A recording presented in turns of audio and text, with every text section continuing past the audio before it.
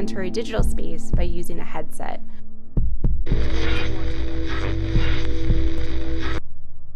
Studio X is a space for everyone on campus.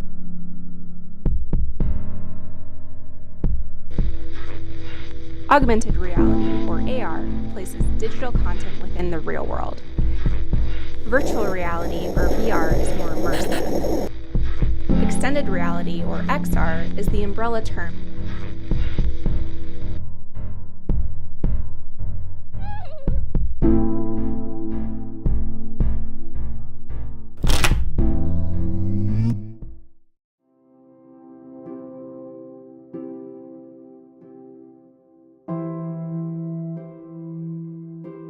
XR has the power to create immersive, interactive, and transformative experiences.